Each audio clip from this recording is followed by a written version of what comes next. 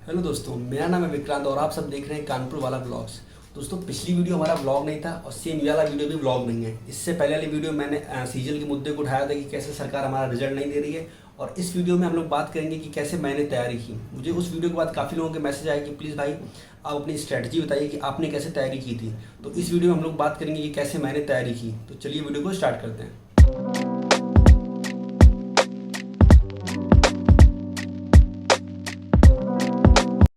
दोस्तों, video start करने से पहले कुछ ज़रूरी बातें आपको बता दें। पहली तो ये कि मेरा अब तक का स्कोर है 501 600 में से, ठीक है। तो मेरा स्कोर ऐसा कुछ खास स्कोर नहीं है, पर हाँ एक एवरेज स्कोर है जिससे कि मुझे एक छोटी सी जॉब या कोई भी एक जॉब मिल सकती है सीजीएल में, ठीक है। तो मेरा ये वीडियो बनाने का पर्पस बस इतना सा है कि मैंने जब तैयारी कर रहा था उस टाइम कुछ गलतियाँ की होंगी और कुछ सही काम किए होंगे। तो इस वीडियो में मैं आपको वो सारी चीज़ें बताऊंगा कि मैंने क्या गलतियाँ की और क्या मैंने सही किया, जिस वजह से मेरा इतना स्कोर आ पाया। अगर आप इन सबको फॉलो करेंगे तो उससे क्या होगा कि मेरा 501 था, आपका 550 प्लस भी हो सकता है, ठीक है। अच्छा, दूसरी बात, जरूरी नहीं है मैंने इस वीडियो में जो बातें बताई आप उन्हीं को फॉलो करें। ये चीज़ें मेरे ऊपर वर्क की थी, मेरे ऊपर काम की थी, ठीक है। अगर आपका मन है तो आप करें, मन नहीं है तो बिल्कुल मत करें, कोई ज़बरदस्ती नहीं है, ठीक है। तो चलिए अब मैथ से स्टार्ट करते हैं। दोस्तों, मैथ में बहुत अच्छा स्कोर करने के लिए आपको दो चीज़ चाहिए। पहला, आपकी एक्यूरेसी सही हो, और दूसरा एक्यूरेसी के साथ साथ स्पीड सही हो। ऐसा नहीं चलेगा कि आप 100 में 90 सवाल तो कर रहे हैं लेकिन आपके 80 सवाल गलत हैं, या फिर ये भी नहीं चलेगा कि आपके सारे सवाल सही हैं पर आप 100 में सवाल ही अटेम्प्ट कर रहे हैं 50। तो दोनों चीज़ें नहीं चलेंगी। चलेगा सिर्फ इतना कि आपकी स्पीड भी अच्छी हो और साथ ही साथ एक्यूरेसी भी अच्छी हो, ठीक है। तो ये स्पीड और एक्यूरेसी आएगी कैसे, चलिए इस पर बात करते हैं। सबसे पहले हम ये बात करते हैं कि हमारे बेसिक्स अच्छे होने चाहिए। बेसिक्स अच्छे होंगे कैसे? आप किसी भी मॉक टेस्ट स्टार्टिंग मत लीजिए बिल्कुल भी, क्या मॉक टेस्ट से स्टार्ट कर रहे हैं या फिर किसी कोई बुक को मत उठाइए। पहला काम आप ये कीजिए कि प्रीवियस ईयर क्वेश्चन पेपर 2017 के पहले जितने भी पेपर आए थे उनका लेवल मैथ का थोड़ा सा डाउन था। 17 के बाद क्या हुआ, मैथ का लेवल थोड़ा सा अप हो गया, ठीक है। तो 2017 से पहले के जो पेपर है आप सारे वो लगा डरिए। वो पेपर से होगा क्या कि आपका बेसिक्स काफ़ी अच्छा हो जाएगा। एक बार जब आपका बेसिक्स अच्छा हो जाए, अच्छा ये आप बेसिक्स करेंगे कहाँ से, ये देखिए मेरे पास दो किताबें हैं, एक तो किरण की है, एक राकेश यादव की है, ठीक है। ये दोनों क्या किताब है, इनमें प्रीवियस ईयर क्वेश्चन पेपर दे रखे हैं। आप इन दोनों में से कोई भी किताब ले सकते हैं और उससे पढ़ सकते हैं, ठीक है। अच्छा, बात किताबों की हो रही है तो एक अपनी खराबी बताता हूँ आपको। मेरे अंदर ये खराबी बहुत ज़्यादा है कि मैं किताबें बहुत सारी खरीदता हूँ। आप देख रहे हैं मेरे पास ये वाली भी है, किरण भी है, राकेश यादव भी है, और किरण की एक पुरानी वाली भी है जो मैंने इससे पहले ली थी, ठीक है। तो मेरी ये खराबी है, तो ये खराबी आपके अंदर नहीं होनी चाहिए बिल्कुल भी। और कोशिश कीजिएगा आप कम से कम किताबें खरीदेंगे। एक किताब खरीदिए पर एक किताब को 10 बार पढ़िए, उससे आपका ज़्यादा फायदा होगा, ठीक है। थोड़ा आगे बढ़ते हैं। मेरा एडवांस का पोर्शन थोड़ा सा खराब था, ठीक है। तो मैंने ये बुक ली थी प्लेटफॉर्म की, एक टीचर ने मुझे सजेस्ट की थी, काफ़ी अच्छी बुक है। अच्छा, इस बुक का आपको कैसे यूज़ करना है वो देखिए। इस बुक में टोटल 1450 क्वेश्चन दे रखे हैं। अब शायद नई आई होगी, उसमें 1500 1600 होंगे, ठीक है। तो इसमें क्या है, इसमें सारे एडवांस मैथ के क्वेश्चन हैं। आपको इसे सॉल्व कैसे करना है। अब जैसे इसमें क्या सेट वाइज दे रखे हैं, जैसे आप देखिए, हाँ इसमें सॉल्यूशन भी दे रखा है लेकिन सॉल्यूशन की आपको जरूरत पड़ेगी नहीं, ठीक है। आप सिर्फ क्वेश्चन देखिए। अब जैसे मान लो आप ये वाला सेट लगा रहे हैं, ठीक है। तो जब आपने यहाँ से लेके यहाँ तक 50 क्वेश्चन लगाए तो कुछ क्वेश्चन आपको दिक्कत भी देंगे। तो मैंने क्या किया, बीच बीच में देखिए टिक किया हुआ है उन लोगों क्वेश्चन को जो मुझे क्वेश्चन दिक्कत देते हैं।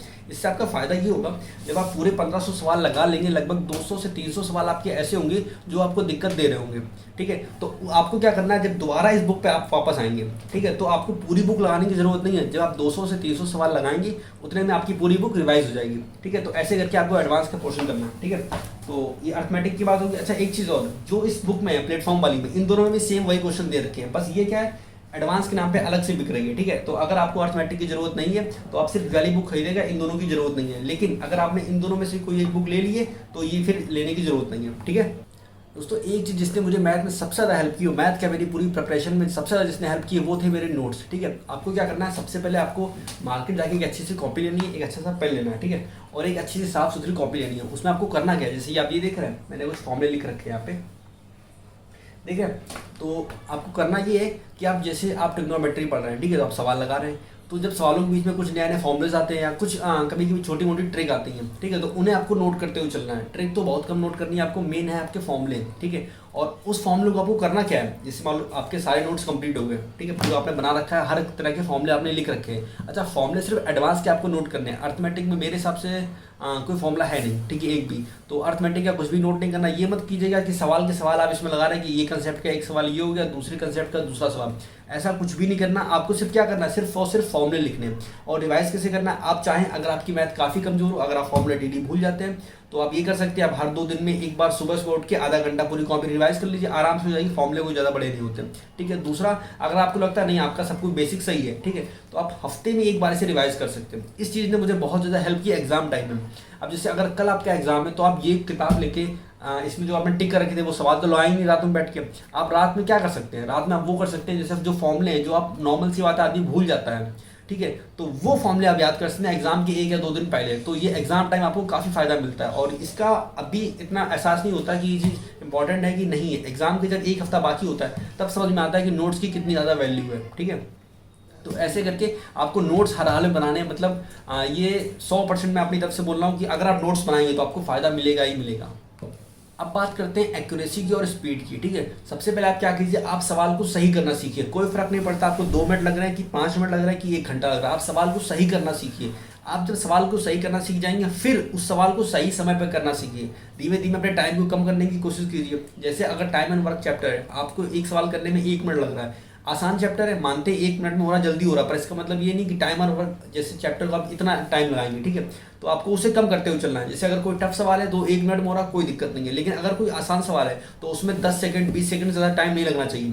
तो वो आपको सही करना है। तो पहले सवाल को सही करना सीखिए, आप सारे कंसेप्ट सीख लीजिए।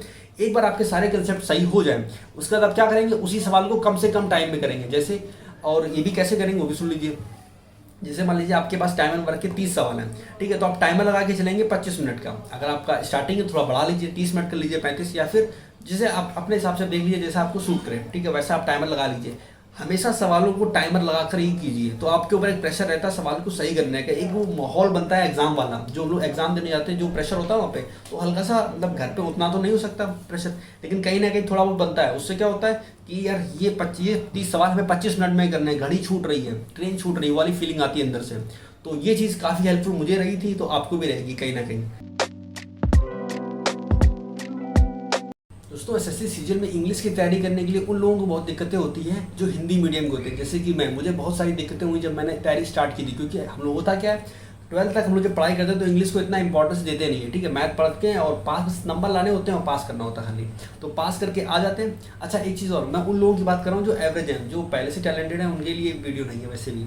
दोस्तों, हम बात करते हैं कि इंग्लिश की तैयारी करनी कैसी है। देखिए, इंग्लिश की तैयारी करने के लिए अगर आप हिंदी मीडियम है या किसी मीडियम से, एक जो बुक जो आपके पास होनी ही चाहिए पहली, इंग्लिश की वाली बुक नीतू मैम वाली। ठीक है, ये बुक एसएससी सीजन के स्पेशली उन्होंने बनाई है। ठीक है, तो ये बुक तो आपके पास होनी ही चाहिए। ये बुक काफ़ी अच्छी और काफ़ी सिंपल लैंग्वेज में है, मतलब आप इसे, अगर आपको थोड़ा बहुत बेसिक क्लियर है तो आप इसे बिना किसी टीचर की हेल्प से पढ़ सकते हैं। ठीक है, कोई जरूरत नहीं आप किसी का कोर्स खरीदें उसके बाद इस बुक को पढ़ सकते हैं। और एक्सरसाइज के लिए भी हर चैप्टर में 40 से 50 क्वेश्चन उन्होंने दे रखे हैं, तो कोई दिक्कत की बात नहीं है। ठीक है, तो इस बुक से आप पढ़ सकते हैं। अच्छा, ये बुक तो होनी ही चाहिए आपके पास पहली। ठीक है, इसके अलावा एक दूसरी बुक है, इंग्लिश की बुक है एमबी की। ये बुक सब लोग जानते होंगे, ये शायद पुरानी है, 2017 तक की है, अब तो 2018 की भी आ गई है, तो आप नई बुक ले सकते हैं। इसमें क्या है, इसमें सारे पेपर दे रखे हैं प्रीवियस ईयर, मतलब जब से एसएससी ने एग्जाम लेना स्टार्ट किया, ये तो 2013 से है, तब 2013 से 2017 तक है।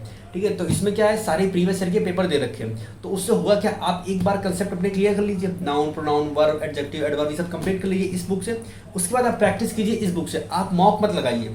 आप इंग्लिश में पहले जितने प्रीवियस ईयर में आए हुए हैं वो सारे कंप्लीट कर लीजिए। 2017 के बाद से इंग्लिश का लेवल काफ़ी इजी आ रहा है। ठीक है, तो हेल्प आपको बहुत ज़्यादा मिलेगी, चाहे वो वोकैब हो, चाहे कॉम्प्रिहेंशन हो, चाहे वो ग्रामर हो। बहुत सारी चीज़ें तो सेम टू सेम आ रही है, जैसी पहले पूछी जाती है सेम टू सेम क्वेश्चन अभी पूछा जा रहा है। तो इस बार क्या है, इंग्लिश का लेवल काफ़ी आसान है। ठीक है, तो आप लोग आसानी से इंग्लिश को कर सकते हैं, लेकिन आपको ये बुक कंप्लीट करनी होगी, काफ़ी मोटी बुक है दोस्तों। इस बुक से आप कंसेप्ट क्लियर करेंगे और इस बुक से प्रैक्टिस करेंगे। ठीक है, ये तो हमारी ओवरऑल इंग्लिश की बात होगी। अच्छा, अब मेंस की तैयारी करते टाइम थोड़ी बहुत दिक्कतें आती है, उनके ऊपर बात करते हैं। जैसे कॉम्प्रिहेंशन, मेंस में 200 नंबर का पेपर होता है, उसमें से 75 नंबर कॉम्प्रिहेंशन के होते हैं। पैराग्राफ 30 नंबर के आसपास आता है, 20 नंबर के हमारा PQRS आते हैं और 25 नंबर के क्लोज टेस्ट आता है। तो लगभग 75 नंबर के ये चीज़ें आती हैं कॉम्प्रिहेंशन से। अच्छा, इसको अब स्ट्रॉन्ग कैसे करेंगे? अच्छा, मेरे साथ क्या दिक्कत होती थी वो बताते हैं आपको। अच्छा, मेरे साथ इंग्लिश में सबसे बड़ी दिक्कत ये थी, हम बोर हो जाते थे। हम जब 200 नंबर का पेपर देने बैठते थे इंग्लिश का, तो हमें ये लगता था कि कितनी जल्दी ये खत्म हो, मतलब हमसे खत्म ही नहीं होता था। इंग्लिश का एक पैराग्राफ पढ़ रहे हैं तो वो खत्म ही नहीं हो रहा है। कभी कभी क्या होता है, अगर इजी है, कहानी समझ में आ गई तो 2 पैराग्राफ हो गया, लेकिन अगर हल्की सी भी लैंग्वेज टफ कर दी एग्जामिनर ने तो वो समझ में नहीं आता कि यार इसे आप सॉल्व कैसे करें। ठीक है, तो उसके लिए आपकी रीडिंग स्किल अच्छी होनी चाहिए। अच्छा, रीडिंग स्किल आएगी कैसे? अगर आपके पास टाइम हो, ठीक है। तो मैंने अपने मेंस के टाइम पे ये चेतन भगत की 1-2 नॉवल पढ़े थे। अच्छा, आपको स्टार्टिंग इनसे करनी है, स्टार्टिंग इनसे इसलिए करनी है क्योंकि इनकी लैंग्वेज काफ़ी ईजी है, ठीक है। तो आप इससे स्टार्ट कर सकते हैं और अपने हिसाब से कोई भी बुक ले लीजिए, जरूरी नहीं चेतन भगत की हो, बस ये है कि उसकी लैंग्वेज आसान होनी चाहिए ताकि आपको समझ में आए और थोड़ा सा इंटरेस्टिंग टॉपिक हो जिसे आप पसंद करते हो, तो आपका पढ़ने में मन भी लगेगा उससे। कोई भी टॉपिक हो जो आपको अच्छा लगता हो वो उससे स्टार्ट कीजिए, तो आपका मन भी लगा रहेगा। तो इससे होता क्या है, मैंने लगभग 3 से 4 किताबें खत्म की हैं ये वाली चेतन भगत की, ठीक है। तो उससे फ़ायदा मुझे ये मिला है कि जब हमने पैराग्राफ करना चालू किया तो हमें वो जो पहले बोरियत होती थी, यार इतनी इतनी लंबी लाइनें लिखी कि इतने बड़े बड़े वर्ड इन्हें पढ़ने में ही, मतलब एग्जाम सॉल्व करने की तो बात ही नहीं आ रही है, उसे पढ़ने में ही बोरियत हो रही है, ठीक है। सोचिए नंबर का तो भूल ही जाइए बिल्कुल, जब वो पैराग्राफ पढ़ने में इतनी दिक्कत हो रही है, तो वो दिक्कत हमें होती थी। तो अगर आप ये सब बुक्स करेंगे, जरूरी नहीं है आप न्यूज़पेपर भी कर सकते हैं, पर न्यूज़पेपर ने स्टार्ट किया था, पर दिक्कत क्या है ना, वो बोरिंग हो जाता है और फिर मज़ा नहीं आता। और जब कोई चीज़ में आपको मज़ा नहीं आएगा, आप 2 दिन करोगे, 4 दिन करोगे, बंद कर दोगे। तो काम वो करो कि मज़ा भी आए, तो आपको पढ़ाई भी करनी है और मज़ा देख के करनी है। मतलब मज़ा का मतलब ये नहीं पढ़ाई छोड़ देना, पढ़ाई करते रहना, पर ये है कि थोड़ा सा मन लगा रहे आपका, समझ रहे हैं। तो कंसेप्ट हो गया, प्रैक्टिस हो गई। आपको कंपैरिजन के बारे में मैंने सब कुछ बता दिया कि 75 नंबर का है, वो तो आपको करना ही है, क्योंकि अगर वो नहीं करेंगे तो नॉर्मल सी बात है, उसमें आपका स्कोर कम होगा, तो टोटल स्कोर में काफ़ी कम हो जाएगा। अच्छा, आगे बढ़ते हैं। एक्टिव, पैसिव और डायरेक्ट इंडायरेक्ट, ठीक है। ये 50 नंबर के आते हैं और ये ऐसी चीज़ है ना, ये काफ़ी आसान है, मतलब इसमें टफ कुछ भी नहीं है। और जो चीज़ आसान होती है ना, आपको उसे तो कवर करना ही करना है। क्यों? उसे हर कोई कर लेगा। 50 में से 40-45 नंबर हर कोई आराम से ले आएगा। तो आपकी कोशिश ये होनी चाहिए, अगर 50 नंबर का पेपर में पूछा जा रहा है तो हमें 50 में 50 लाने, उसमें 1 नंबर की भी माफ़ी नहीं मिलेगी। आपको पूरे में पूरे लाना, तभी आपका स्कोर अच्छा होगा, क्योंकि वो सरल चीज़ है, वो हर कोई कर लेगा। एक बार टफ आप छोड़ दीजिए, टफ नहीं करेंगे तो उसे कम लोग कर पाएंगे, लेकिन जो सरल होगा उसे हर कोई कर लेगा। जो हल्का सा भी सीरियस होगा तो आसान चीज़ को ऑटोमेटिक कर लेगा, ठीक है। तो आपको सरल चीज़ों को जरूर करना है, कॉम्प्रिहेंशन अच्छे से मेहनत करनी है। एक्टिव, पैसिव और डायरेक्ट इंडायरेक्ट, इनमें क्या ये सरल चीज़ें, ये भी करना है। अब बचता है ग्रामर और वोकैब।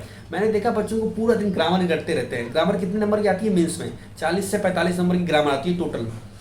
20 नंबर की एरर आती है और शायद 22-25 नंबर के कभी कभी आ जाते हैं इंप्रूवमेंट, ठीक है। और 5 नंबर के फिलर, वो तो फिलर तो लगभग वोकैब में आ जाता है, ठीक है। तो पूरा टाइम हमेशा ग्रामर को नहीं, ये नहीं कि अगर ये बुक आपने खरीद ली अब क्या होगा, पूरी जिंदगी बितानी है और यही बुक खत्म करनी है, ऐसा नहीं है। आपको मेन जितना टाइम इसको देना है उससे ज़्यादा टाइम आपको इस बुक को देना है। आपको प्रैक्टिस ज़्यादा से ज़्यादा करनी है, ठीक है। दोस्तों अब बात करते हैं वोकैब की। वोकैब आपको कहाँ से करनी है? ये एमबी की बुक में स्टार्टिंग में 1 वर्ड और इडियम्स दे रखे हैं, ठीक है। आपको स्टार्टिंग हमेशा 1 वर्ड या इडियम, जो आपको दोनों में से अच्छा लगे, या दोनों एक साथ भी कर सकते हैं, इन दोनों से आपको स्टार्टिंग करनी है, ठीक है। कभी भी साइनो या एंटो या मीनिंग से स्टार्टिंग कहीं मत कीजिएगा, वो आपको इतना ज़्यादा बोर कर देंगे कि आप खुद ही बंद कर दोगे। तो स्टार्टिंग कहाँ से करनी है आपको? या तो 1 वर्ड से कीजिए या इडियम्स से कीजिए, और इस बुक से कीजिए। इसमें काफ़ी सारे, तो प्रीवियस सारे दे रखे हैं और कुछ एक्स्ट्रा भी दे रखे हैं। तो अगर आप इससे करते हो तो आपको दिक्कत बिल्कुल नहीं आएगी। मेरा इंग्लिश का स्कोर कुछ खास नहीं है, लेकिन मेरा स्कोर जितना भी है वो इस बुक की बदौलत है। मतलब इस बुक से जो वोकैब मेरी इतनी अच्छी नहीं थी, लेकिन हाँ 1 वर्ड और इडियम्स थे वो मेरे ज़्यादातर मेरे हिसाब से सारे सही थे। इक्का दुक्का शायद गलती से गलत हो गया हूँ, वरना वो सारे सही थे। क्यों? मैंने इससे किया था। तो ये बुक मैं 100% आपको रिकमेंड करता हूँ कि ये बुक तो आपको लेनी है। ये आप लो ना लो कोई फर्क नहीं पड़ता, उतना आप प्रैक्टिस करेंगे धीमे धीमे सीख जाएंगे, पर ये बुक आपको 100% लेनी है। और लेनी नहीं है सिर्फ इसे अच्छे से कवर करना है। इसके जितने सेट दे रखे हैं, खासकर एसएससी के जितने पेपर आए हुए हैं वो सारे आपको सॉल्व करने हैं, ठीक है। इसमें 2013 से मेरे पास है, इसमें जो नई आ रही होगी मार्केट में आप वो ले लीजिएगा, ठीक है। तो ऐसे करके आपको प्रैक्टिस करनी है, और प्रैक्टिस 100% है। मतलब अगर आपको रिजल्ट चाहिए तो आपको प्रैक्टिस करनी ही पड़ेगी, चाहे कुछ भी हो जाए। रात में सो चाहे ना सो, पर इसका एक सेट लगाना जरूर है। तो डेली लगाना है, मतलब लगाना है। दोस्तों आखिरी में आपको कुछ टिप्स देना चाहूँगा जो आपके लिए काफ़ी भले छोटी छोटी बातें हैं, लेकिन आपको काफ़ी ज़्यादा हेल्पफुल रहेंगी। जैसे कि पहले मैं बता चुका हूँ कि आपको कम से कम किताबें रखनी है, ठीक है। ज़्यादा किताबों का बोझ मत बढ़ाइएगा, कम से कम 1 या 2 किताबें। जो बातें किताबों के लिए लागू होती है सेम लागू होती है पीडीएफ के लिए। आदमी करता क्या है कि पीडीएफ बहुत सारी इकट्ठा कर लेता है और फिर वो दिक्कत देती है बाद में एग्जाम टाइम, कौन सी पीडीएफ पढ़नी है कौन सी नहीं पढ़नी है, यही कन्फ्यूज़ करता है। तो पीडीएफ से दूर रहिएगा, कम से कम पीडीएफ हो आपके पास। किताबें ज़्यादा होनी चाहिए, पीडीएफ कम, ठीक है। और किताबें भी कम से कम, जितना पॉसिबल हो उतना कम, ठीक है। अच्छा दूसरी चीज़, आपको नोट्स बनाने हैं, बता चुका हूँ ये भी सेम चीज़। नोट्स जरूर बनाने हैं आपको। अगर आप नोट्स बनाएंगे तो एग्जाम की 1 हफ्ता पहले 2 हफ्ता पहले बहुत ज़्यादा हेल्पफुल रहेंगे, चाहे वो इंग्लिश के हों या मैथ के हों, काफ़ी हेल्पफुल रहेंगे। इंग्लिश में आप क्या कर सकते हैं, जैसे आपने नाउन पढ़ा तो आप नाउन का नोट्स बना सकते हैं। नाउन में सिर्फ पूरा नहीं, पूरी बातें लिखिए, वही बातें लिखिए जो आप भूल जाते हो, या कोई ऐसा रूल है जो बार बार भूल जाते हैं, और वो रूल लिखिए। प्लस साथ में उसके साथ क्या कीजिए, 1-2 एग्जाम्पल भी लिखिए। वो एग्जाम्पल आपको याद दिलाएंगे कि क्या गलती आप करते हैं। आप कभी कुछ भी सॉल्व कीजिए, अगर इंग्लिश के लिए खास करिए, अगर आप कोई एरर सॉल्व कर रहे हैं या पैराग्राफ सॉल्व कर रहे हैं, उसमें जो गलती आपसे लग रहा है बार बार हो रही है तो उसे नोट कर सकते हैं, ठीक है। ये एक चीज़। और ज़्यादा अगर आप मॉक देते हैं, ठीक है, एक चीज़ और कि अगर आप मॉक देते हैं तो ज़्यादा टफ मॉक की तरफ मत जाइए। एग्जाम में क्या होता है कि उतना टफ पेपर आता नहीं, लेकिन जो आजकल मॉक बना रहे हैं ना लोग, तो वो क्या करते हैं, मॉक को पता नहीं क्यों जानबूझ के ट्रेंड सा चल गया एसएससी में कि 2017 के बाद से जानबूझ के उसका लेवल ऊपर कर देते हैं। वो इसलिए करते हैं, आप मॉक लगाएंगे, आप 100 में से 50 सवाल कर पाएंगे, फिर आपको खुद पे डाउट होगा कि यार हम मॉक दे रहे हैं, नंबर तो बड़े कम आ रहे हैं। वो इसलिए ताकि जब आपको खुद पे डाउट होगा आप दूसरे टीचर का कोर्स खरीदेंगे। तो ये जितना टीचर है ना, इन लोगों से थोड़ा दूर रहिएगा। मैं पर्सनल एक्सपीरियंस बता रहा हूँ, मैंने मेंस में एक टीचर थे, काफ़ी फेमस है एसएससी के फील्ड में, जाने माने टीचर हैं, उनसे तैयारी की थी। और सच बता रहा हूँ, मेरे मैथ में 175 स्कोर है मेरा मैथ का 200 में से। ज़्यादा अच्छा नहीं है लेकिन, और ज़्यादा ख़राब भी नहीं है, लेकिन ये 10 नंबर ऊपर बढ़ सकता था, 185 या 190 हो सकते थे, पर वो उस टीचर की वजह से मेरा स्कोर इतना कम हो गया। मैं नाम नहीं लूँगा, उस टीचर काफ़ी फेमस हैं। तो ये है, मतलब टीचर से थोड़ा दूर रहिए। ऐसा नहीं कि आप पढ़िए मत टीचरों से, लेकिन टीचरों से पढ़िए, उनसे सीखिए, पर ज़्यादा टीचर पर रिलाई मत कीजिए, वरना ये जो हमें नुकसान हुआ है आपको भी हो सकता है। ठीक है। अच्छा, एक चीज़ और, आप जितना फोकस मैथ पे दें उतना ही फोकस इंग्लिश पे भी करें। ये मत कीजिएगा कि मैथ को ज़्यादा टाइम दे रहे हैं या इंग्लिश को ज़्यादा टाइम दे रहे हैं, तो वो आपको नंबर आपके ऑटोमेटिक कम करेगा दूसरी साइड। ठीक है, क्योंकि एग्जाम में पता नहीं होता, कभी मैथ सरल आती है, कभी इंग्लिश सरल आती है, कुछ भी हो जाता है। तो दोनों को बराबर बराबर टाइम दें, ताकि कैसी भी सिचुएशन हो आप अच्छे से हैंडल कर लें। अच्छा, मैथ की बात करें तो मैथ में भी अर्थमेटिक और एडवांस दोनों को बराबर टाइम दीजिएगा। ठीक है, तो ये मत कीजिएगा कि अर्थमेटिक, क्योंकि अर्थमेटिक पढ़ने में अच्छा लगता है, मुझे भी अच्छी लगती थी, तो ये मत कीजिएगा कि अर्थमेटिक को ज़्यादा टाइम दे रहे हैं और एडवांस को कम टाइम दे रहे हैं। ठीक है, और इसके अलावा मेरे हिसाब से सारी बातें मैंने बता दी हैं, और कुछ बाकी रह नहीं गया। नोट्स बनाते रहिए। हाँ, रिवीजन जरूर कीजिए, जितना भी आपने पढ़ा है हफ्ते में एक बार रिवीजन जरूर कीजिए। दोस्तों, अगर बात करें मॉक लेने की, तो आप टेक्स्ट बुक के मॉक ले सकते हैं। मैंने जब तैयारी की थी तो मैंने टेक्स्ट बुक के मॉक ली, तो उससे मुझे काफ़ी हेल्प मिली थी। उनके क्वेश्चन क्या होते हैं, थोड़े नए रहते हैं। बाकी हमने देखा है कहीं क्या करते हैं लोग कि प्रीवियस ईयर या कहीं और से खरीद के चिपका दिए इधर उधर, तो वो बेकार लगते हैं। आप टेक्स्ट बुक के मॉक ले लीजिए, 300 रुपये के मेरे हिसाब से हैं, और 1 साल मिल जाएगा, तो आराम से देते रहिए। अच्छा, मॉक देने की बात करें, आपको मॉक कब कब देने हैं, ठीक है, तो मैंने हफ्ते में 1 मॉक दिया था, तो आप भी ट्राई कीजिएगा, हफ्ते में 1 मॉक जरूर दीजिएगा। स्टार्टिंग से डे 1 से दीजिए, आपको आइडिया लगेगा कि हमने कितनी तैयारी कर ली है, ठीक है, और कितना मेरा बाकी है। अपनी औकात पता होना बहुत जरूरी होता है। ठीक है। अच्छा, टाइम टेबल की बात कर लेते हैं, आपको टाइम टेबल किस हिसाब से बनाना है। तो टाइम टेबल की बात ऐसी है कि हफ्ते में 7 दिन होते हैं, 7वां दिन आपका मॉक के लिए, उसी दिन आपको मॉक देना, उसे अच्छे से एनालाइज करना है। ठीक है, तो वो 7वां दिन तो छोड़ दीजिए, अब बचे हफ्ते में 6 दिन। आपको टाइम टेबल बनाना है 6 दिन के हिसाब से, लेकिन आप बनाएंगे 5 दिन का। आप 6ठा दिन एक्स्ट्रा रखेंगे कि अगर बाई चांस उन 5 दिनों में कुछ दिक्कत परेशानी आ जाती है, किसी कारणवश आप वो चीज़ फॉलो नहीं कर पा रहे हैं, तो वो 6ठे दिन जो खाली फ्री डे है आपका, उस 6ठे दिन आप वो जो उतना बाकी है, जो छूट चुका है, ठीक है, उसे कंप्लीट कर सकें। समझ रहे हैं? तो ये काम जरूर कीजिएगा, 5 दिन का टाइम टेबल बनाइएगा, उसे 6 दिन फॉलो कीजिएगा। ठीक है, ट्राई कीजिएगा, 5 में हो जाएगा, 6ठे दिन हो फ्री मिलता है तो अच्छी बात है, वरना अगर मान लो कुछ दिक्कत आती है तो आप 6ठे दिन कर सकते हैं। तो इससे क्या होगा, आपका टाइम टेबल कभी भी बिगड़ेगा नहीं। ठीक है, और लगातार एक दिक्कत ये भी आती है ना कि हम लोग लगातार पढ़ते रहते हैं, तो माइंड को उतना रेस्ट प्रॉपर मिल नहीं पाता, तो रेस्ट बहुत जरूरी है। आखिरी टिप मेरी यही है कि आप रेस्ट लेते रहिएगा। मतलब ये नहीं है कि आप 6 घंटा सो रहे हैं, 4 घंटा सो रहे हैं, वो पढ़ाई किसी काम की नहीं है कि आपने 3 महीना जोर लगा के पढ़ाई की और 4 घंटे नींद ली, आपकी सिर्फ हेल्थ खराब हुई हो, कुछ भी नहीं। आप प्रॉपर 6 से 8 घंटे की नींद लें, उसके बाद भी 16-12 घंटे बचते हैं पढ़ाई करने के लिए। आपको 16 घंटे 12 घंटे पढ़ने की जरूरत नहीं है। आपको अगर आप कायदे से पढ़ रहे हैं, ठीक है, वैसे सबका अलग अलग होता है, किसी को जल्दी समझ में आता है, किसी को लेट समझ में आता है, लेकिन अगर एक नॉर्मल इंसान कायदे 4 से 6-7 घंटे पढ़ता है तो आराम से डिसीजन निकाल सकता है। अच्छा, अगर थोड़ा टाइम टेबल की बात करें, वैसे वीडियो थोड़ी लंबी हुई जा रही है, पर अब जब बैठे हैं तो बना ही देते हैं पूरी। टाइम टेबल की अगर बात करते हैं तो मैंने जो किया था मैं बताता हूँ। आप स्टार्टिंग का सुबह का एक टाइम ले लीजिए, जैसे अगर आप 3 घंटा सुबह लगातार पढ़ सकते हैं तो 6 से 9 सुबह पढ़ लीजिए। ठीक है, और सेम यही टाइम 6 से 9 रात का कर लीजिए। ज़्यादा लंबा रात में मत घसीटिएगा। तो आप देख रहे हैं, तो सुबह 3 घंटा पढ़ लिया, रात में 3 घंटा पढ़ लिया, आपके दिन में 6 घंटे निकल आए। अगर आप लगातार पढ़ सकते हैं तो सुबह 3 घंटे, शाम 3 घंटे, ये मुझे काफ़ी फ़ायदा मिला। इससे क्या होता है ना, थोड़ा माइंड भी रिलैक्स रहता है और एक प्रेशर नहीं आता कि नहीं पढ़ना है पढ़ना है पढ़ना है। बहुत से लोग होते हैं लगातार पढ़ते रहते हैं, 8-8 घंटे लगातार पढ़ रहे हैं, और अगर एक सवाल पूछ दो तो अरे ये तो पढ़ा था और भूल गए। ठीक है। अच्छा, सवाल पूछने से एक और टिप याद आई, एक चीज़ ध्यान रखिएगा, ये जो लोग करते हैं ना कि मेरा कोई दोस्त है, उसने मुझे कोई सवाल भेजा, मैंने किसी और से पूछा, ये फालतू सवाल जो मार्केट में घुमा करते हैं, जिनकी कोई वैल्यू नहीं है, कोई औकात नहीं है, बस क्या है वो बनाए इसलिए गए ताकि सामने वाले को फंसाया जा सके। तो इनसे बहुत दूर रहिएगा। कभी भी आपका दोस्त आपसे कोई सवाल पूछे तो आप सबसे पहले उससे ये पूछेगा इसका सोर्स क्या है, ये सवाल तुम लाए कहाँ से हो। अगर वो एट जेट कैट मैट इन सब फालतू चीज़ों का सवाल हो, ठीक है, तो उसे तुरंत लात मार दीजिए, हटाइए, कोई मतलब नहीं, वो आपके सिलेबस का है ही नहीं। जो आपके सिलेबस का हो आप सिर्फ उतना पढ़िए, ठीक है, ज़्यादा एक्स्ट्रा पढ़ने की जरूरत नहीं है। आई थिंक ये वीडियो काफ़ी लंबा हो गया है, तो इस वीडियो को खत्म करते हैं। अगर आपका कोई भी सवाल या सुझाव हो तो आप नीचे कमेंट कर सकते हैं, या फिर मेरी इंस्टाग्राम आईडी आपको दिखाई पड़ रही होगी, आप वहाँ मुझे पर्सनल डीएम कर सकते हैं। दोस्तों अगर आपने ये वीडियो यहाँ तक देख लिया तो इस वीडियो को बिना लाइक किए बिल्कुल मत जाइए और चैनल को सब्सक्राइब कर लीजिए। मैं मिलता हूँ आपसे अगली वीडियो में, तब तक के लिए बाय।